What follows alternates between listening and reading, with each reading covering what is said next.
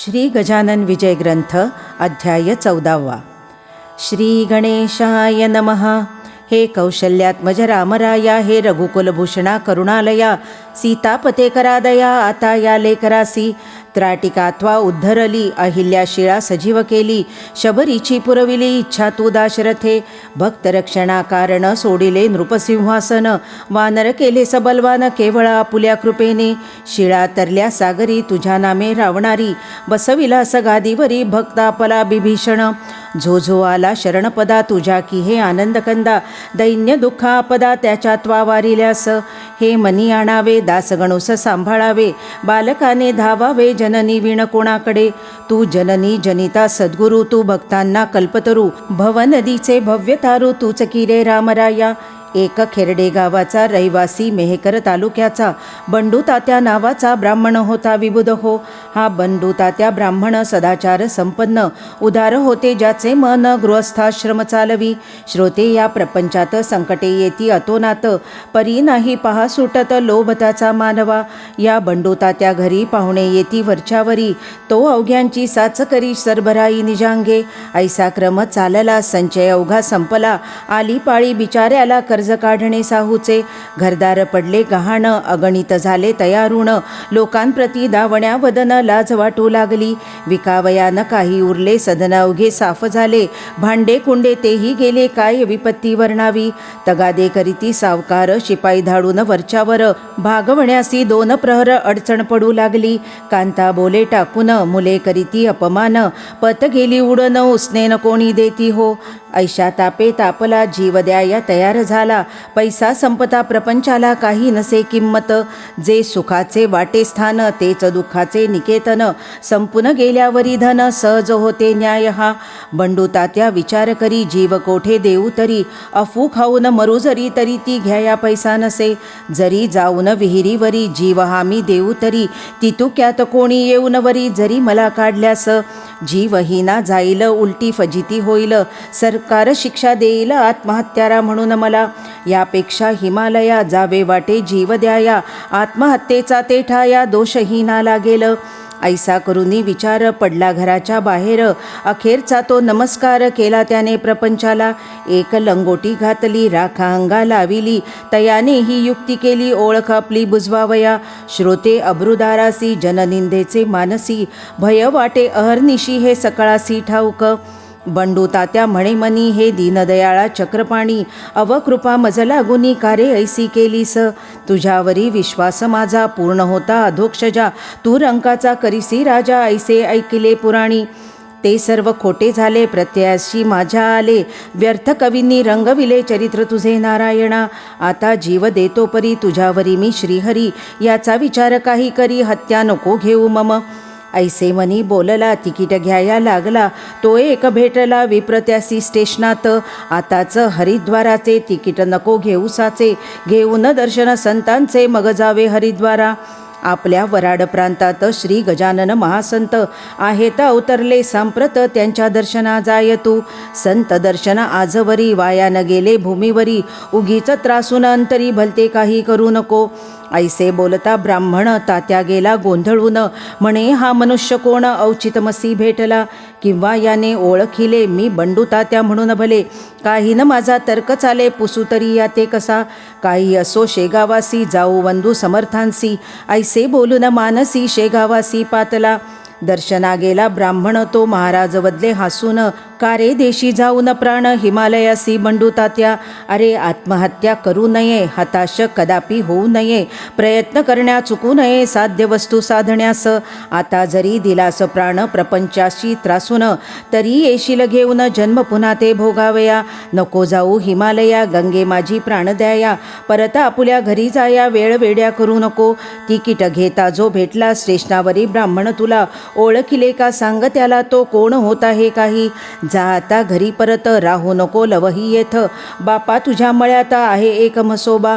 त्या म्हसोबाच्या पूर्वेसी बाबोळीच्या झाडापासी, खोदून पहा मेदिनीसी 2 प्रहर रात्रीला. काम जमीन खोदण्याचे तूच एकटा करिसाचे, खाली 3 फुटांचे द्रव्य तुझला सापडेल.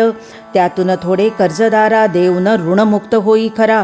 नको सोडूस बायका पोरा उसने वैराग्य वाहू नको. ऐसे बोलता गजानन आनंदला तो ब्राह्मण. आला खेरड्यास परतून राख पुसून अंगाची. रात्रीची या वेळेला मळ्यात मसोबा पासी आला. बाभुळी खाली लागला जमीन खोदाया कारण. तो 3 फुटांवर लागली श्रोते घागर. एक तांब्याची साचार वेळणी होती जिच्या मुखा. त्या तांब्याच्या घागरीत मोहरा सोन्याच्या 400 पडल्या त्याच्या दृष्टीप्रत. मग काय विचारता करी घागर घेऊन या लागला तेथेच नाचावया. जय जय गजानन गुरुराया ऐसे मुखे बोलून. त्याच द्रव्ये करून फेडिले त्याने अवघे ऋण. मळा होता पडला गहाण तोही आणीला सोडवोनी. घडी बसली प्रपंचाची श्री गजानन कृपेने साची. वृत्ती बंडुता त्याची गेली अति आनंदून. जेवी मृत्यूची घटका भरता अमृत कलश यावा हाता. वा सागरा माझी बुडता तारू दृष्टीस पडावे. बंडुता त्यास तैसे झाले दुःखाचे ते दिवस सरले. मग त्याने पुढे केले येणे पहा शेगावा. दानधर्म तेथे केला मोठ्या प्रमाणा माझी भला. गजाननाच्या पदी झाला लीन अनन्य भावाने. तई महाराज वदले त्यासी आम्हास कारे वंदिसी. ज्याने दिला आहे तुसी द्रव्य घटतो वंदितया. आता तरी येथून खर्च करावा सांभाळून. उगे न करी उधळेपण त्यात नसे सार काही. जनसुखाचे सोबती निर्वाणीचा श्रीपती. त्याची सदैव करी भक्ती तो न उपेक्षी कदा तुला. ऐसा उपदेश ऐकिला समर्थांसी वंदून भला. बंडू तात्या गावास गेला आपुल्या अति आनंदे. एकेकाली सोमवती पर्व आले निश्चिती. जी का अमावस्या येती सोमवारी ती सोमवती हो. या सोमवतीचे महिमान पुराणात केले कथन. या दिवशी नर्मदा स्नान अवश्य म्हणती करावे. म्हणून शेगावची मंडळी नर्मदेस जाया तयार झाली. तयारी त्यांनी अवघी केली पडशा वगैरे भरून. मार्तंड पाटील बंकटलाल मारुती चंद्रबान बजरंगलाल यांनी केला एकमेळ ओंकारेश्वरी जाण्याचा. बंकटलाल म्हणे अवघ्यांसी आपण जातो नर्मदेसी. घेऊ सांगा ते महाराजांसी स्नान कराया नर्मदेचे. चौघे मठा माझी आले समर्था विनवू लागले. ओंकारेश्वरी गुरु माऊले चला अमुच्या समवेत. तुम्ही असल्याबरोबर काळाचाही नाही दर. घाला आम्हास पायावर त्या ओंकारेश्वराच्या. हा अधिकार मातेविना नाही पहा इतरांना. आमुची विनंती हीच चरणा न्यावे आम्हा नर्मदेसी. तुम्ही आल्या वाचून आम्ही न हालू येथून. बालहट्टा लागून जननी तीच पूर्वी तसे. महाराज म्हणाले तयासी आहे नर्मदा माझ्यापाशी. उगीच त्रास द्यायाशी जाऊ कशाला तिला मग. मी या मठात बैसून करीन नर्मदेचे स्नान. तुम्ही या सारे जाऊन श्री ओंकारेश्वराला. तेथे राजा पूर्वकाली मानधाता भाग्यशाली होऊन गेला महाबली दिगंत ज्याची कीर्ती असे. श्री शंकराचार्य गुरुवर यांनी कराया जगदोद्धार. तेथेच दीक्षा साचार परमहंसाची घेतली. जा जा तुम्ही तयास्थला भेटा माझ्या नर्मदेला. मात्र नेऊ नका मला उगाचा आग्रह करून. आता परवाचे प्रयोजन नाही राहिले मज लागून. ऐसे ऐकता चौघे जण घट्ट धरीती पायाला. काही असो तेथवरी चला मुच्या बरोबरी. लगेच येऊ माघारी स्नान करून नर्मदेचे. महाराज म्हणाले ठीक ठीक तुम्ही दिसता दांभिक. नर्मदेचे आहे उदक या आपुल्या विहिरीमध्ये. तिला टाकून आपण तेथे कराया गेलो स्नान. तरी राग येईल दारुण माझ्या त्या नर्मदेला. म्हणून सांगतो तुम्हीच जावे मला न आग्रहा करावे. माझे वचन मानावे यात तुमचे कल्याण. मग मारुती चंद्रभान करू लागला भाषण. आम्ही घेतल्या वाचून आपणा न जाऊ की. समर्थ म्हणाले मी तेथ आल्या होईल विपरीत.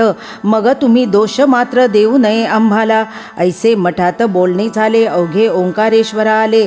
परवासाठी मिळाले लोक तेथे अपार. नर्मदेचे अवघे घाट स्त्री पुरुषांनी भरले दाट. मुंगीलाही नसे वाट जाया हराच्या मंदिरी. कोणी स्नानास उतरले कोणी संकल्प ऐकू लागले. कोणी घेऊन बेलफुले जाऊ लागले मंदिरात. कोणी बर्फी पेढे खवा बसून खाऊ लागले मेवा. थव्यामागे लागला थवा तेथे भजनकऱ्यांचा. पर्व संपेपर्यंत अभिषेकाची मंदिरात गर्दी झाली अत्यंत. शब्द कोणाचा कोणा न कळे. रम्यशा त्या ओंकारी समर्थांची बैसली स्वारी. पद्मासन घालुनी काठावरी त्या महानदी नर्मदेच्या. चौघे दर्शन घेऊन आले समर्था विनवू लागले. आता पाहिजे सोडिले जाणे सडकेने आपणा. काकी भीड झाली फार गाड्या मोडती वरचेवर. बैलगाडीचे बुजारा आहेत आपुल्या त्यातूनी. खेडी घाट स्टेशनाला जाण्या येण्याचा करार केला. गाडी गाडीवाल्याने तो भला न सांगता गुण बैलांचे. ते बसता आले कळून आपण होता म्हणून, पोचलो येथे येऊन बैलद्वाड गाडीचे. परत बसून गाडीत जाणे न निर्भय वाटत, म्हणून या नावेत बसून जाऊ स्टेशनाला. गर्दी झाली रस्त्यांनी, नदीतून जाऊ शांतपणी. ऐसेच केले कित्येकांनी, त्या पहा नावा चालल्यात. तुम्हास वाटेल तेच करा, आम्हान काही विचारा. मी वचनात गुंतलो खरा, तुम्ही बसाल तेथे येऊ. ऐसे समर्थ बोलले, त्यांच्या सवे नावेत बैसले. नदीतून जाऊ लागले खेडीघाट स्टेशनाला. तो नदीत मध्यंतरी नाव आदळली खडकावरी. फळी फुटून गेली सारी, तिच्या बुडाची एक हो. छिद्र पडले आरपार, येऊ लागले आत नीर. नावाड्याने सत्वर नदीत उड्या टाकिल्या. परी महाराज निर्धास्त होते, गिन गिन गणात बोते. ऐसे भजन मुखाते चालले होते अखंड. मार्तंड बजरंग मारुती घाबरून गेले अति. उडू लागली धडाधडा छाती, बंकटलालाची विबुध हो. चौघे समर्था बोलले, आम्ही अपराधी आहो भले. आम्ही न तुमचे ऐकिले शेगावात दयाळा. त्याचे दिले आम्हा फळ, तुम्ही आज तात्काळ. नर्मदाच झाली काळ, आम्हा लागी बुडवावया. गुरुराया आपुली वाणी, वेद तुल्य मानू येथुनी. वाचव या संकटातुनी, शेगाव दृष्टी पडू द्या. ऐसे जोते बोलतात तो निम्म्यावरी पाण्यात. नाव बुडाली लोटत लोटत, एक फरलांग गेली हो. काठी लोक बोलती ऐसे, मेली ही 5 माणसे. आता यांचा भरवसा नसे, अथांग पाणी नर्मदेला. तई म्हणाले गजानन, नका होऊ हैराण. तुमच्या जीवा लागून धक्का न लावी नर्मदा. ऐसे म्हणून स्तवन केले नर्मदेचे त्यांनी भले. हे चौघे बैसले हात जोडून नावेत. नर्मदे मंगले देवी, रेवे अशुभनाशिनी. मंतू क्षमा करी यांचा, दयाळू होऊन मनी. ऐसे स्तवन चालले, तो आतील पाणी निघून गेले. नर्मदेने लाविले आपुल्या करास त्या छिद्रा. नाव श्रोते पहिल्या परी, आली जलाची आवरी. त्या नावेच्या बरोबरी होती प्रत्यक्ष नर्मदा. कोळिणीचा धरिला वेश, मस्तकावरी कुरळ केश. भिजविले जियेच्या वस्त्रास, कमरेपर्यंत जलाने. नौका काठास लागली, अवघ्यांनी ती पाहिली. आश्चर्यचकित मुद्रा केली, पाहून तळाच्या छिद्राला. ही बाई होती म्हणून आमुचे हे वाचले प्राण. बाई आपण कोठील कोण, हे काही सांगा हो. सोडा वस्त्र भिजलेले, आम्ही नवे देतो भले. तई नर्मदेने पहा केले ऐशा रीतीने भाषण. मी ओंकार कोळ्याची कन्यका, माझे नाव नर्मदा ऐका. आम्हा परिपाठ आहे देखा, ओले वस्त्र नेसण्याचा. मी ओलीच राहते निरंतर, माझे रूप आहे नीर. ऐसे बोलून नमस्कार करून गेली गजानना. क्षणा माझी नाहीशी झाली ती नर्मदेसी. वीज चमकून आकाशी, घनी जैसी लीन होते. तो पाहता प्रकार, चौघे आनंदले फार. कळला स्वामींचा अधिकार, नर्मदा आली दर्शना. बंकट विचारी खोदून, समर्था ही स्त्री कोण, हे सांगावे फोडून, गुप्त काही ठेवू नका. तई महाराज वदले तत्वता, तुम्ही जे का विचारिता. तो कथिला आहे गाथा, नर्मदेने तुम्हास. कोळी जो का ओंकार, तोच हा ओंकारेश्वर. माझेच रूप आहे नीर, ऐसे नर्मदा वदलीना. अरे ती प्रत्यक्ष नर्मदा, संशय तेथे न घ्यावा कदा. संकटा माझी देते सदा, हात ती आपल्या भक्ताते. म्हणून तिचा जय जयकार, करा मोठ्याने एकवार. जय जय नर्मदे निरंतर, ऐसेच रक्षण अंबे करी. ऐसे ऐकता वचन, बंकटलालादी चौघे जण. समर्थांचे दिव्य चरण, वंदू लागले क्षणक्षणा. परत आले शेगावात, ज्यांना त्यांना हिच मात.